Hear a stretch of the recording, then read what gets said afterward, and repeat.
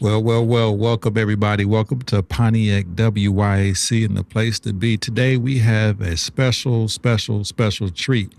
Uh, Today, for those that join in, on a daily basis or on a bi-weekly basis, however that you go ahead and catch the show, this is what Pontiac WYAC is all about.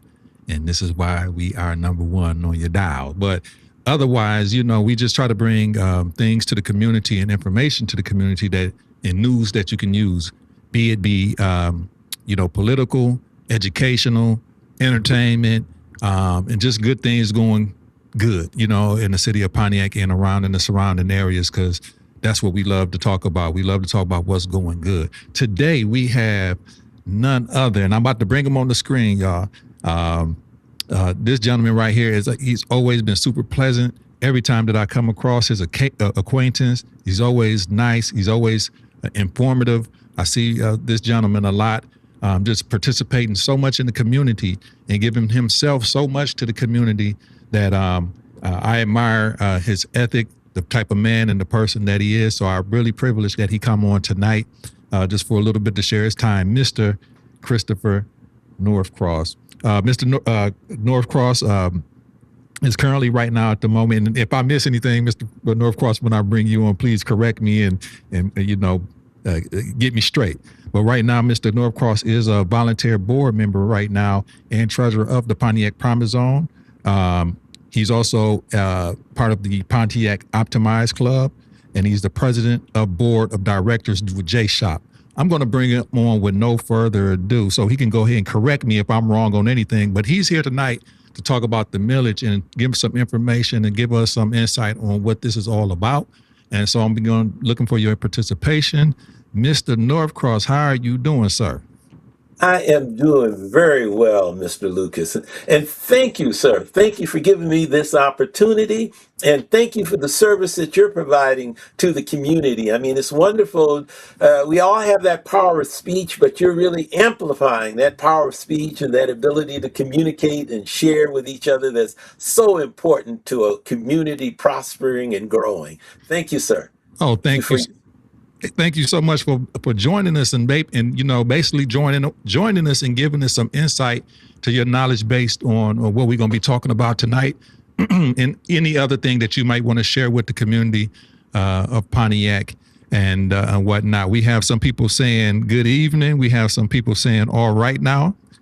We have some people saying hello, Mr. Northcross. So what I need y'all to do to show love to Mr. Northcross and myself, Pontiac WYAC, I need you guys to go ahead and share.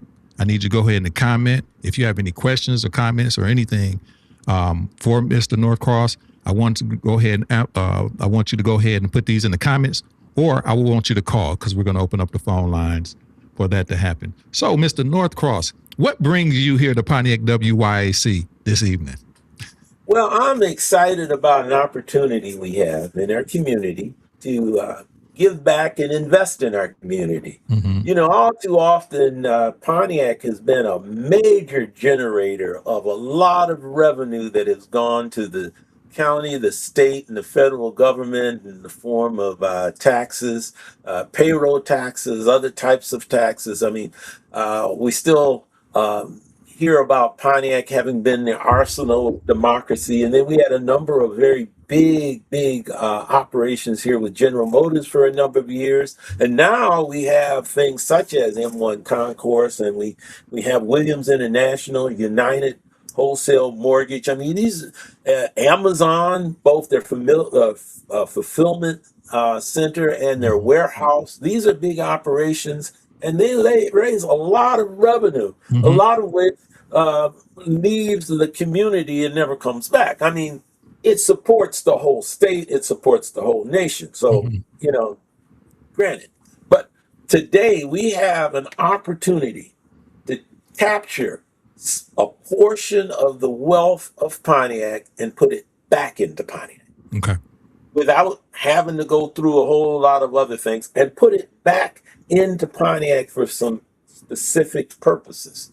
And that's how a millage really differs from, let's say, your Social Security payroll tax or your income tax or something like that. A millage is dedicated to a specific purpose Okay. within the community, and that's stated on the ballot. And I think this is a great opportunity for us again to use the wealth of our whole community to better our whole community. Um, Sure. yeah. Go ahead. Well, let me ask you. Go ahead, sir. Go ahead. Yeah. No, I'll stop. Yeah. No, I just wanted to ask you when it comes to millage. Like we spoke a little bit earlier, and I told you I was ignorant to the fact of what millages were. I heard them all the time growing up. I heard about what millages are meant for, and could you give it in layman terms for people that don't quite understand what a millage is, so they know what they're voting on per se. You know what I mean? Okay. Well, Yeah. in this case, a millage is a tax on the value of property. Okay. Okay. So if you're a property owner, you'll be paying a millage tax. Okay. And that's going to be based upon your taxable value. If you have your tax statement out, you can look at your tax statement, and in the upper right-hand corner, there is an item. It says, I believe it says TSA. I'm fumbling for mine. I should have had it out, but I just paid my property taxes by let me pull that out. It is in the excuse me, taxable value, and it's in the upper right hand section of the bottom portion of your tax bill. Mm-hmm. And that is the value that everybody's agreed on your property will be taxed at. Okay.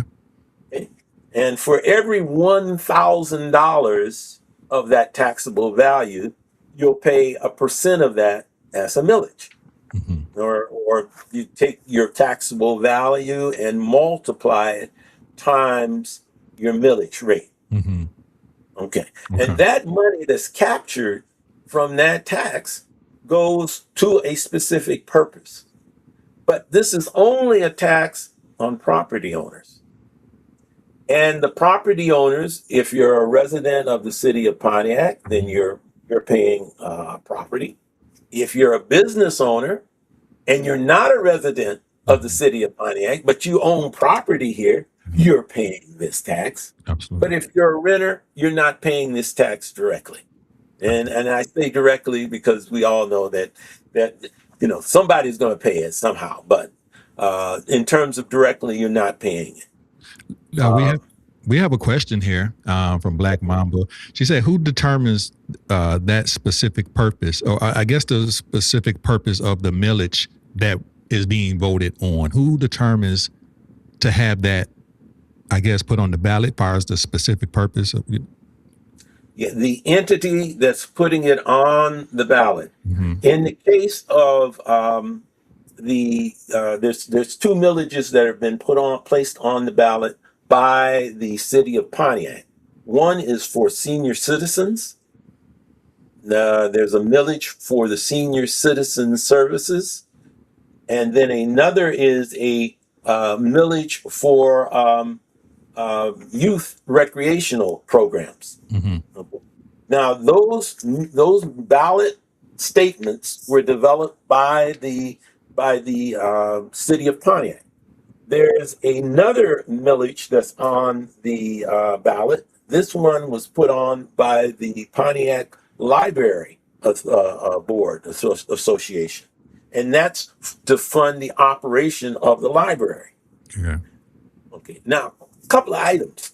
People are saying, "Oh, you're going to raise my taxes." That's what I hear all the time. That's what I hear. Let's go back. Okay. The first two millages from the city of Pontiac are renewals. So we're already paying this this tax at this rate. And your property value, if it goes up a little bit, then because your property value has gone up a little bit, you'll pay a little bit more. But you're already paying this millage rate and have been for the last 10 years. Mm-hmm. And all these millages, by the way, are going for 10 years. Okay. Now, the monies from this millage will, let's say in the case of the senior centers, We have the Robert Bowen Center, and we have the Ruth Peterson Center, going for the staffing, the maintenance, the upkeep of those centers to keep those going. And then you also have different groups that amplify the operation of those centers, most notably the world renowned Golden Opportunity Club, who brings in their own funds and services and stuff on top of that to keep everything going. But it's a great, great resource for a lot of our seniors to come and share and care, both in Pontiac and even some from outside Pontiac. Then we have the youth centers. I mean, I think we can all remember where we went through that large drought. Financial manager got rid of a lot of our service centers for youth, and it was like a desert here. Yes. This millage provides for the services to work with our young people in a productive manner to help them develop in positive ways and not negative ways. Evidence of this is the center that's opened at Frost School this year. Yeah. Some of the other activities that are happening for young people that otherwise probably would not happen. I mean, where's the money going to come from? Right. Like I said, got to come from somewhere. Yeah. In Pontiac for other taxes, but those other taxes are going outside of Pontiac. Here we've got a chance to capture some of this wealth in Pontiac for these specific purposes. Right. Now, in the case of the library, that's kind of a two-edged thing. One, it's a renewal. Secondly, it's also an increase. Right now, about 77%,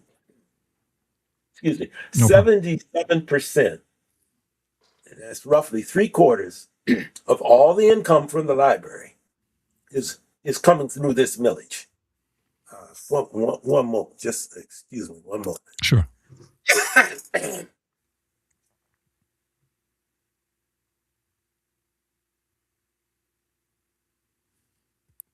Can't hear you.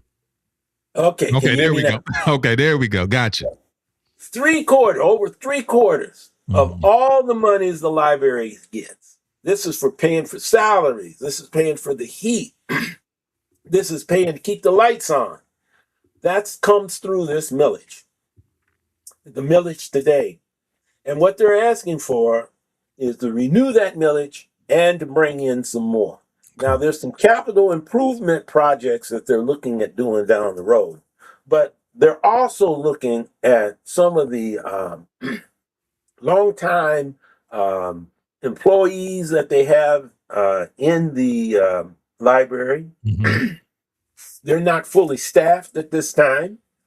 So they're looking for a millage to operate that library well. Gotcha. To fully staff and operate that library. And that library is really a gem. Really a gem. I mean, there's some things. You want to find the census for 1860 for Pontiac. About the only place you can go in the state of Michigan right now is the Pontiac Library. Right. There are some resources and things there that are just priceless. And folks generally don't think about it until they have this question and they try and expand and they wonder what's going on. They'll end up back at that library, not to mention all the services they provide for young people. In fact, this Saturday, they're going to have a celebration of a reading program they've had for the summer. Okay. They're letting young folks practice reading, and it's going to be a big celebration. In fact, I plan to be there and read a few books. But these are some of the things that are happening that unless we as citizens make this investment in this city, it is not going to happen. No one else is going to make this investment for us. Yeah. And again, this millage is for property owners. So if you're a renter, you're not going to directly see it. You may not ever see it. And then you may have some landlords that do go up a few cents. They shouldn't go up much more than that. And that's what I was about to ask you. Let me ask you, how much is the average? That I guess that's what it comes down to, the butter on the bread. What is the average hike is going to be? I know you gave us a percentage wise, but it's per property, more or less what it will go up. But what is it like really? How is the voters really going to be affected that much per person, you think? You know, what, a couple of dollars, a couple of bucks? I mean, or 10, 15? How much? Well, let's say you've got a house and it's worth roughly $150,000. Okay. Okay. These are all kind Hypothetical. of Yeah. rule of thumbs. Yeah. And your state taxable value is somewhere a little bit less than 50% of your state value, your Mm-hmm. state equalized value. So you got to say equalized value about $150,000. So in fact, let's make it $200,000. Okay. I'm not sure of what the average state equalized value is of property, Mm-hmm. and that gets a little complicated because homeowners tend to have one type of evaluation rate, and then businesses tend to have another type, a little bit higher. Okay, Gotcha. so but you would take, let's say let's say we look at that one hypothetical we started in on with a taxable value of let's say you got a $200,000 house and its actual taxable value is about half of that, so it makes it 100,000. Okay. So your millage right now in terms of your property millage for your youth center and the property millage for your senior citizen center, whatever you're paying right now, you're going to continue to pay that rate. Okay, because Yeah. it's a renewal. You're A already paying it. renewal. It's a renewal. So for the library, you're going to pay whatever the library is paying right now, and right now you're paying 0.966. So you would multiply 100,000 times 0.966, or what is that going to be? About $966 right Yep. now, Yep. and you're going to add in another 50 cents on top of that, so that would be another $500. So you would pay about $1,460 if I'm doing that right, Okay. doing that math right, and that would be per year. All right. Per year. You're already paying $900 per year, but you're going to pay another $500 per year. Well, let me add. Okay, and Okay. you divide that by 365 days. Mm-hmm. It's maybe $1 a day. Dollar a day. So Yeah. let me ask you this. I mean, as far as with the millages and what you explained it to me, it all sounds a bucket of great stuff. You know what I mean? That's needed to help support library functions and functions and period. Like you say, where else are we going to get it from, right? And it sounds like a bunch of good stuff. At the end of the day, for those that are probably on the fence about this whole millage, maybe they seen millages of the past didn't operate quite how they wanted them to, or whatever. What would you say to those that are on the fence about right now? Even though you made a great case to go ahead and support this, what would you say to those that's on the fence? Like, yeah, I'm not going to support. I don't want to support this, or they not trusting, or what would you say? That's another subject. One, if you don't have millage, you don't have to worry about how it's used. You don't have anything. Right. But when you do have the millage, then you also have to work with those boards and those different operations and give good feedback and directions to them. Mm-hmm. Your elected officials, make sure they know what your complaints and what your delights are Mm-hmm. in regards to these services. I mean, we have to talk to each other. Right? These a lot of these elected officials. I mean, they're people who are taking time out of their day. They're not saying I know everything, can do everything, but they're saying I will work on it. Work with me. Mm-hmm. Talk to me. I know in terms of the library, I feel a little bad that I didn't get more involved with the library than what I have in the past. Just started to get involved over the past 2 years. And I see there's a lot of work to be done to work to give input because they're handling a lot of things and we need to really stay vigilant. Also, we need to really think about how we use our votes because we're voting in the people who are going to be who are going to be running this money. Mm-hmm. Right. Right. Absolutely. Assuming that we vote, and I would hope that everyone would vote. I would, if you feel a part of the community, I would hope that you'd vote. And we spoke about that, and we spoke about that a little bit earlier when we talked about that. We talked a little bit earlier, me and Mr. Norcross, about the demographic of this show and where we are. And it kind of falls smack dab in the middle of the demographic of people that really don't like to vote. You know, just keep it real. I mean, because they maybe have predetermined, ideals on voting, and vote doesn't matter and things like that. And me and Mr. Norcross spoke about that momentarily. Would you like to go ahead and add on to that, Mr. Norcross? Well, one, I did a lot of that math in my head. I think I did it correctly. Y'all check me on it. But the actual millage amounts we'll go over in just a second. Mm-hmm. That's one. But now, getting back to that question about voting, I'm retired now. I've lived in Pontiac most of my life, an exception of about 2 years or so, about thereabouts, where I was over on the East Coast working for another company. Mm-hmm. And working, I understood that, I had to handle the house, take care of the kids, and I was also involved with the church, and then tried to help out and tutor a couple of other things. I was a Cub Scout leader for a while and that whole sort of thing. And that takes up a lot of time.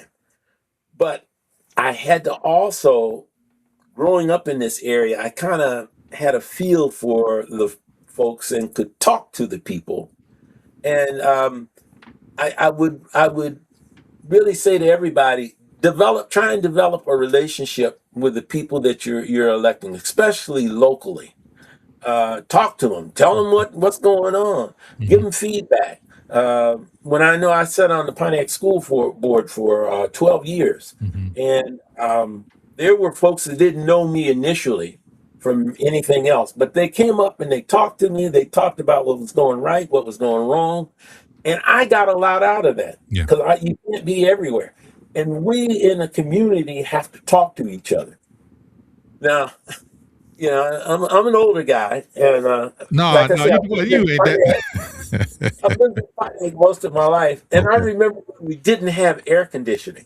Wow. You're probably saying, what does that have to do with anything? Right. And Mr. Norcross was talking about howdy doody before we started, so go ahead. Go ahead. With air conditioning, everybody had their windows open.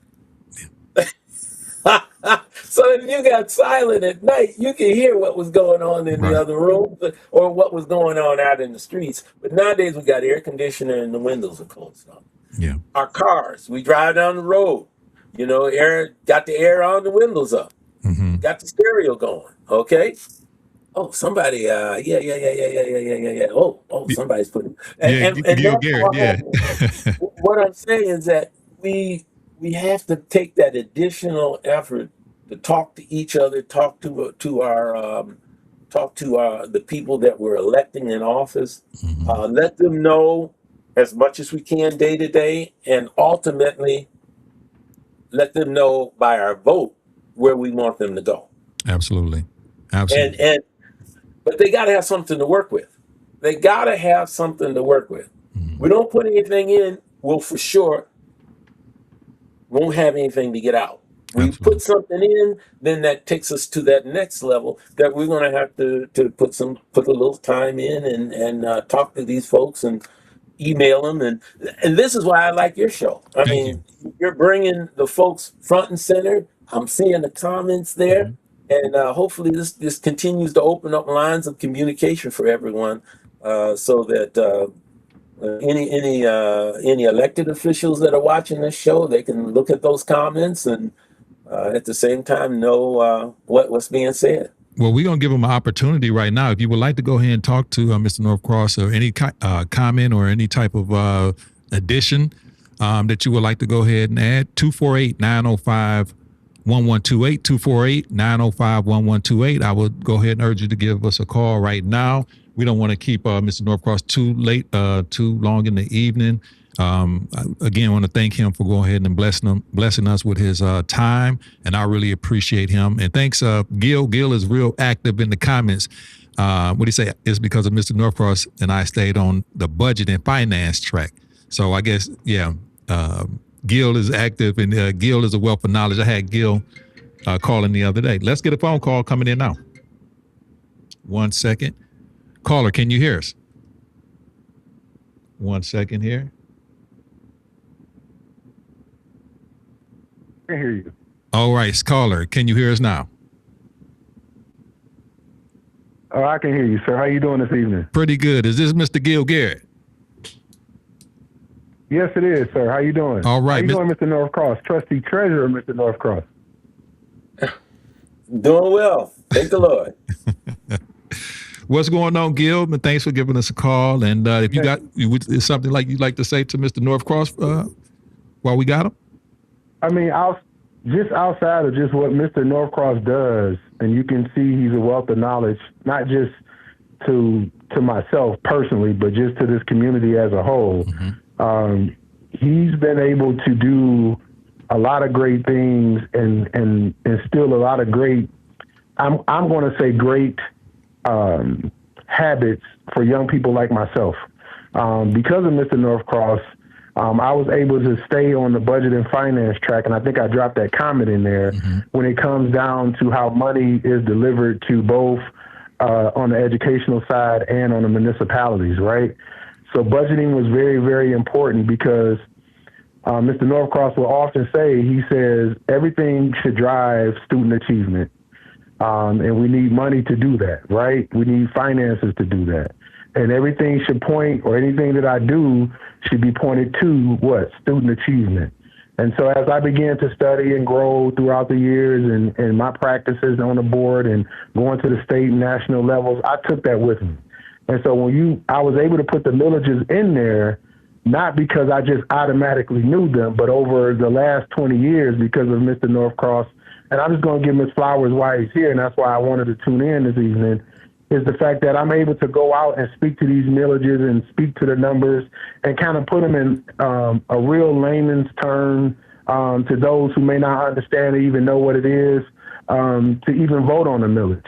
You know, a lot of Mr. Northcross has been talking about this stuff way before anybody, before newspapers, the internet, any of that. I got a chance to serve with him on the school board for a couple of years while he was there and watch and really, really just kind of drill down as a young man to understand what kind of person I wanted to be, and finance drives this world. So that's why I put those comments on, and I wanted to publicly give him his flowers now.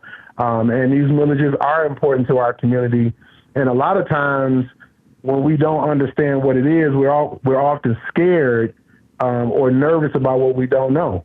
But these villages, and just like he stated, it's investing in ourselves. I mean, just like a young man myself, I'm a retiree from the city. I own some property here, both commercial and some residential as a landlord. But then, you know, I taxed myself on all 4 villages, right?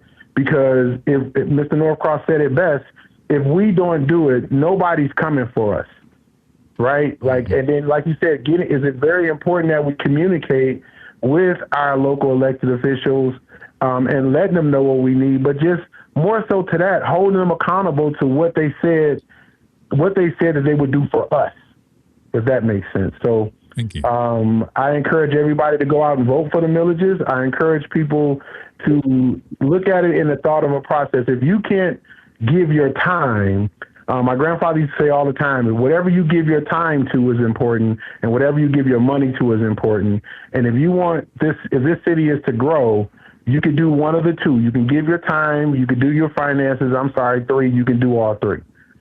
So I encourage people to keep voting and keep holding people accountable. We'll get to what we need to be over time, but I'm excited about this conversation. I appreciate you taking this call. Thank you. Yeah. Thank you. Thanks, Gil, for always participating on the show. And I'll be getting with you real soon. Now, you know, Mr. Garrett. Okay, man, I appreciate it. Yes, Mr. Garrett was on the board when we worked with a representative. His name was Tim Melton. Mm-hmm. This is about 2008, 2009, to put together a source of funding for scholarships, where some of the a portion of the taxable revenue that's collected for schools is directly redirected back to Pontiac for those students who live in the Pontiac School District, and graduate from a high school in the Pontiac School District, then go on to their studies within the state of Michigan at some institution. Now, currently, the funding for that type of activity allows the Pontiac School District to offer scholarships, assistance of up to $70,000 to a student to get, or until they get their bachelor's degree, to pursue their educational things. And this is using the wealth of the city to develop the city. Right. And Mr. Garrett was on the board when we put this scheme into place. We had to work a deal with Auburn Hills because the school district of the city of Pontiac is larger than the city of Pontiac. And I'm diverting here a little bit. The things we're talking about, the millages we're talking about, is just for the city of Pontiac.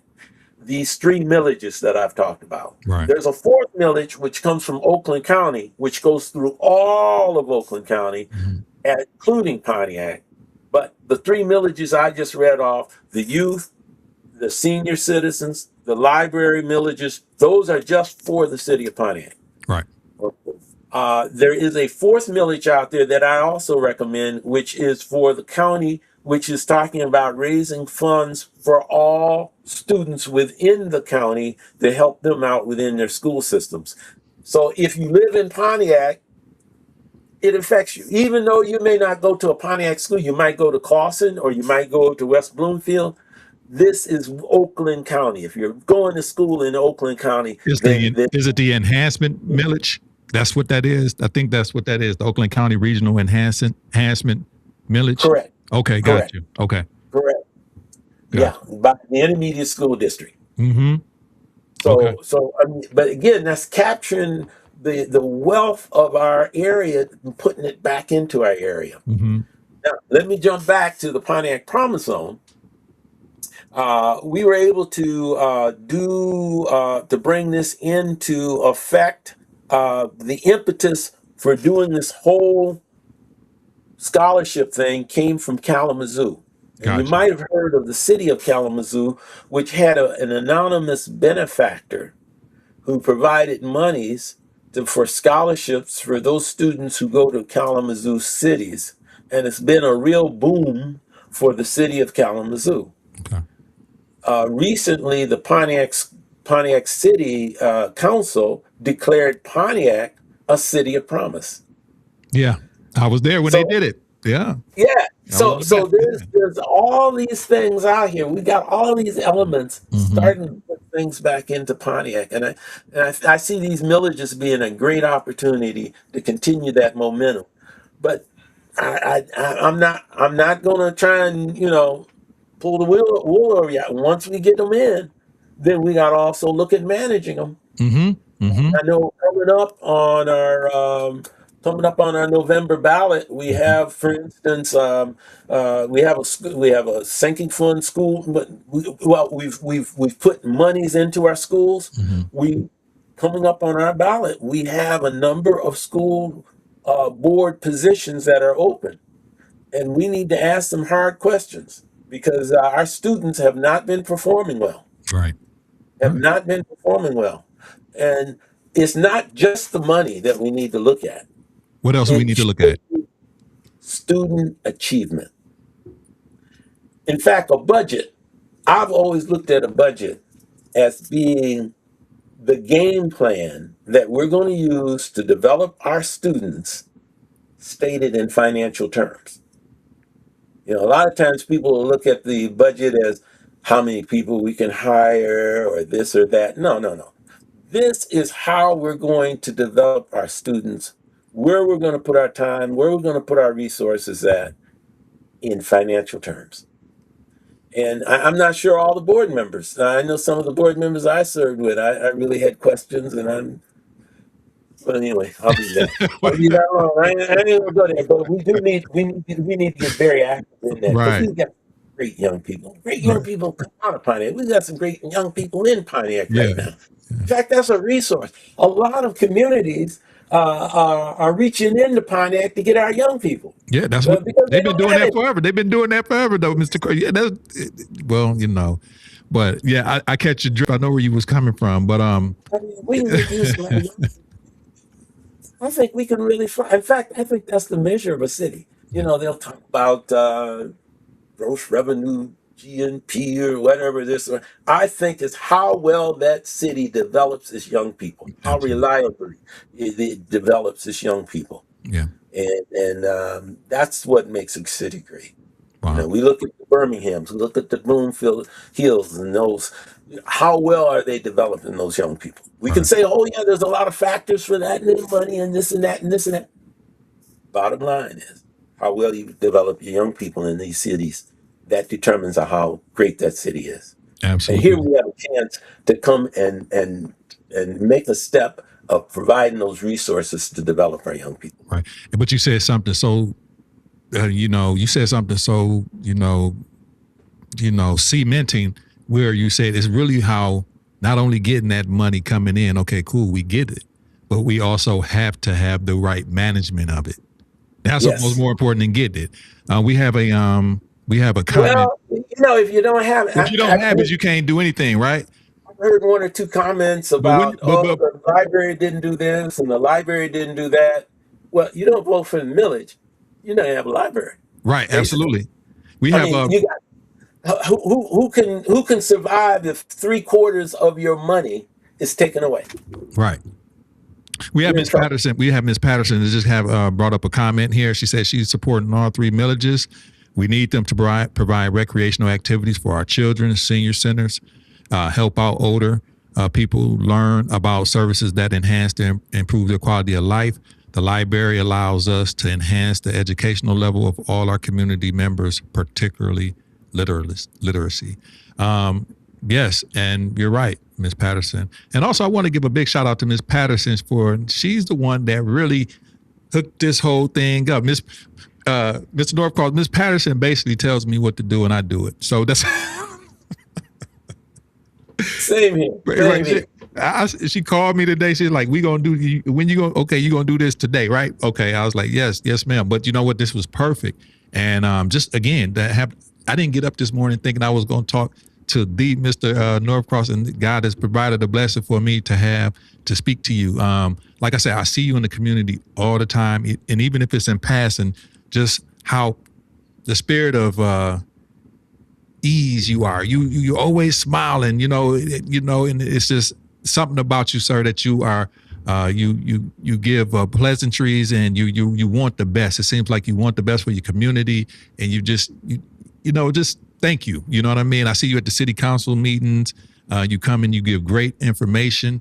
And sometimes you have to scold city council meetings sometimes, but you do it with grace. You do it with love. You know what I mean? So I appreciate that. I really do. If anything works right, to God be the glory. Absolutely. One of my heroes is George Washington Carver. Okay. People in passing talk about, oh, he did something with the peanut and he did this. George Washington Carver, great man of God, great scientist, a great artist. He got into a situation when he arrived at Tuskegee in Alabama, that institute in Tuskegee. The agricultural system on all of Alabama was going downhill. They had just run the ground in.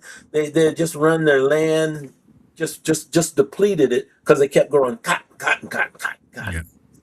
Well, he saw a lot of the farmers, particularly the black farmers, starving around Tuskegee, and he said, "Well, look, guys, you can get better cotton crops if you grow soybeans and peanuts and then come back to cotton. You do that rotation and it replenishes the soil." Well, he finally got the farmers to start doing that. And the farmers came back to him and says, my cotton yields are just off the hook, but I'm only growing a load of cotton a year where I used to grow 3. The soybeans, I can kind of get by. But the peanuts, don't nobody want peanuts. And Mr. Carver said, hold on. And that's why he sat down and developed over 200 different uses for the peanut and gave it away to industry so that those farmers, to save their land, to save their families, they could do that crop rotation. He changed the whole agricultural base of Alabama and much of the South, stabilized it when it was going under. And I can just imagine after he's done all that work to convince people to start into this method of growing these crops, they come back to him and say, okay, the method works, but at the end of the day, I can't do anything with it. And again, he said, I know he went and prayed, and he came back and said, hold on, let's work on it. Yeah. And that's what we got to continually to do with all of our young people. Put good things in front of them, and when we see that we need to do some more for them. Keep working for them. Let me ask you this. Let me ask you this question before I let you go. We're drawing nigh.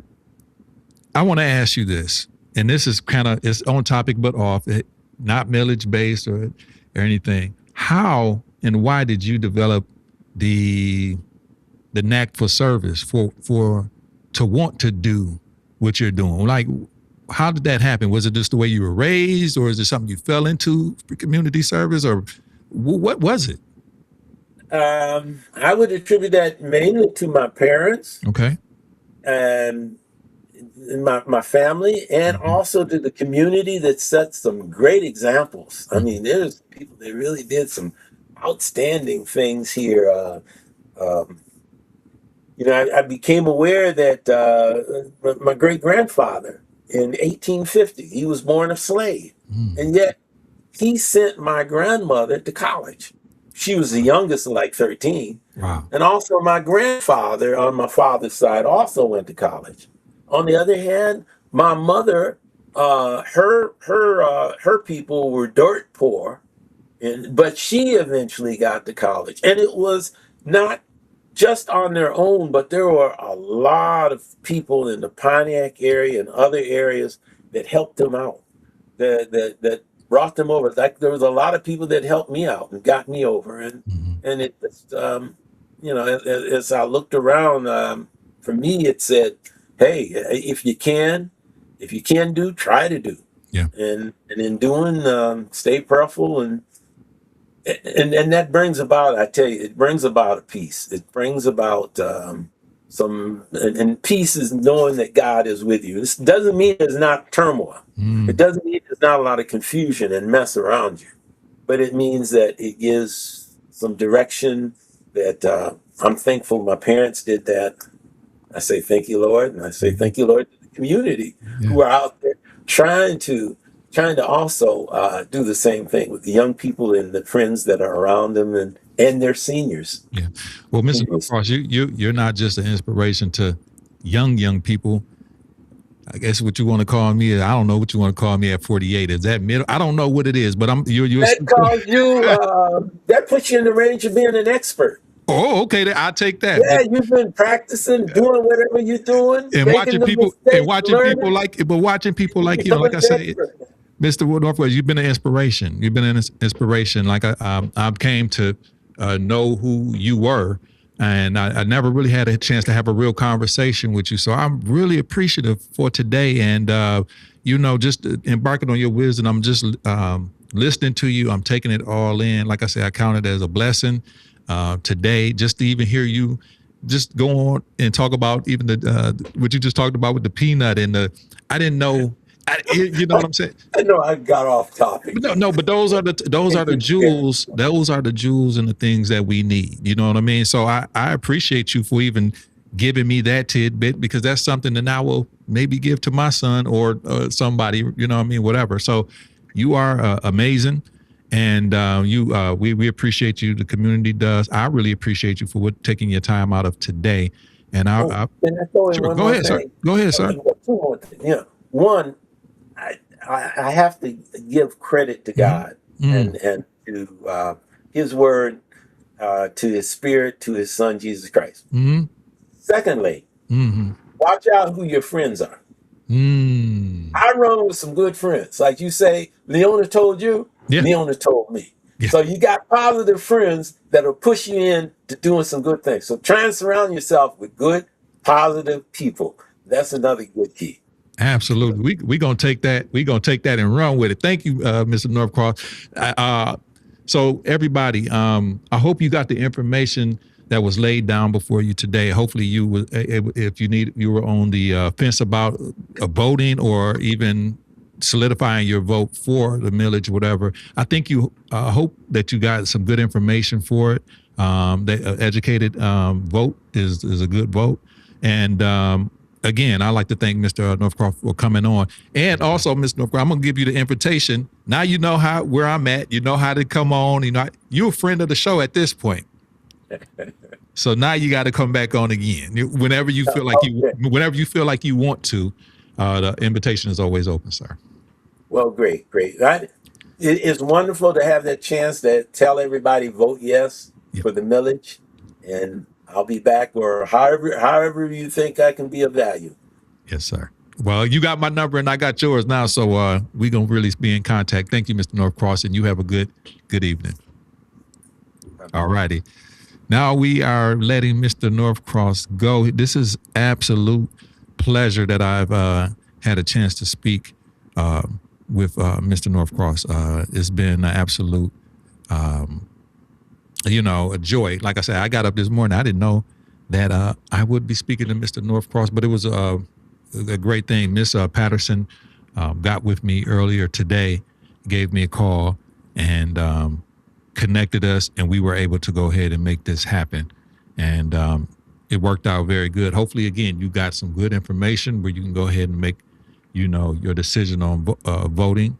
And sometimes a lot of us be on the fence about doing that type of thing. Also, I have been before. And but you need to, exercise your right. And if you feel like it's a good reason to vote and for this millage, and go ahead and support, some things that's coming up on the ballot, please do so.